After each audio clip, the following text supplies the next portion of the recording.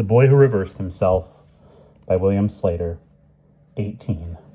There was quite a stiff breeze up here. I clambered up onto the top of the cage and tried to get a good footing on the edge. It was like standing on a roof made out of chain-link fencing. I looked out across the room through the trinocs. Like the cage, everything had too many edges and sides. There was a dirty cavern, like an entrance to a twisted subway tunnel, which must be a fireplace. Two draped plateaus loomed sideways in the distance, probably beds. Closer to the cage stood a curved-around table with spherical dishes on it that somehow did not roll off, and multi-layered angular structures that could have been books. Gigigi cowered behind the table, and Ramoom stood with his back against it, his forearms spread, protecting the cage. A smaller table with the maze on it stood between Ramoom and the cage. That was good. It would prevent Ramoom from getting to me in time. I came as close as I dared to the edge of the roof and peered directly down 40 feet into the maze. I could see into it. I could even see the pig thing, slobbering and snorting, battering at the walls with its tusks, still ravenous. That was good too. For an instant, just out of curiosity, I pulled off the trinocs.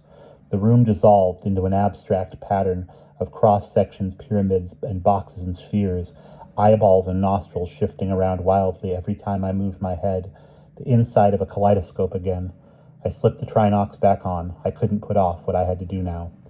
I looked at Ramoom and pointed up and Anna, the direction of the sky.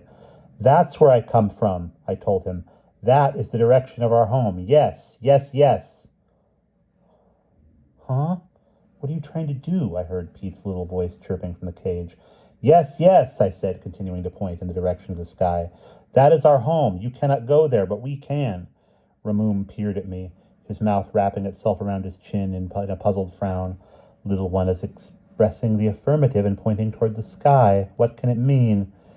Brilliant Ramoom, always so clever when it was to our disadvantage, was turning out to be stupid now, and I was depending on him to be smart. And what about Omar? Would he be smart enough when the time came? But I pushed that worry away. It would paralyze me. "Home is that way!" I screamed, pointing and looking Anna and up. Wind tore at my muddy sweatshirt. "Home is that direction!" I jumped for emphasis, and when I landed, my feet slipped out from under me on the grid. I landed, sliding on my rear end, and just managed to keep myself from flying off the edge of the roof by grabbing with my hands behind me. I felt my heart thudding in my neck as I got back to my feet. "Ramoon, it is going to fall. Please let me." He pushed her away, almost knocking her down. "Can't you see it is trying to tell me something? Only if it doesn't make itself clear very soon, I will lock it up again and make them guide me step by step back to where they came from." "Yes, yes, that's it," I shouted, dancing and pointing. "No, no, no," I heard Pete contradict me from below. "Shut up and keep out of this," I screamed at him.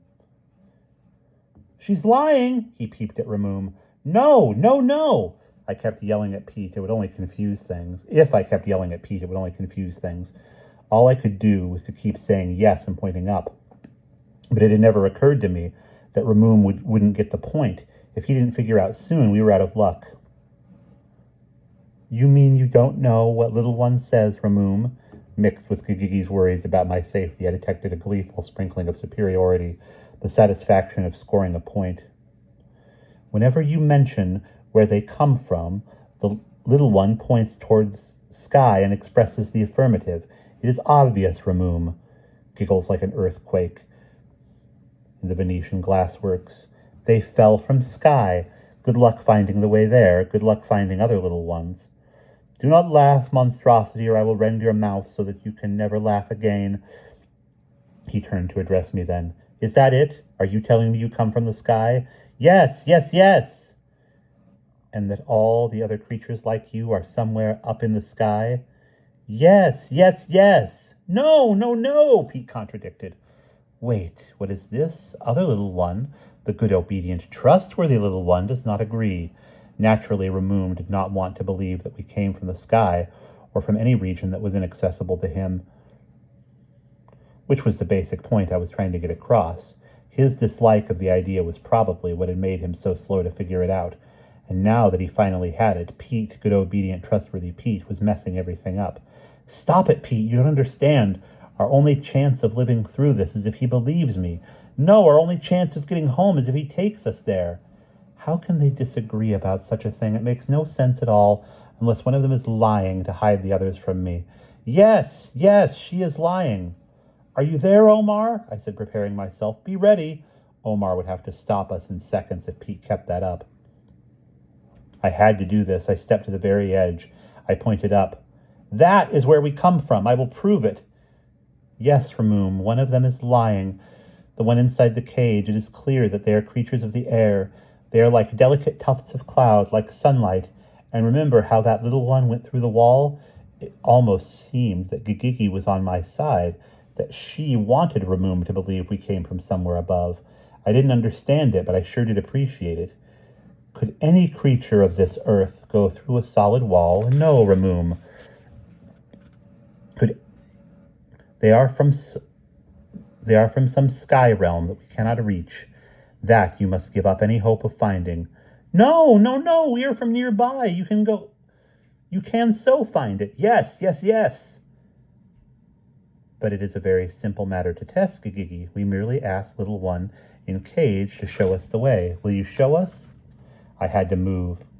I am going home. Watch me go, I cried out. I bent my knees, swung my arms, and dived headfirst off the edge of the roof, aiming myself at the pig thing 30 feet below in the maze. And at that moment, I saw the flaw in my plan. And that is the end of chapter 18.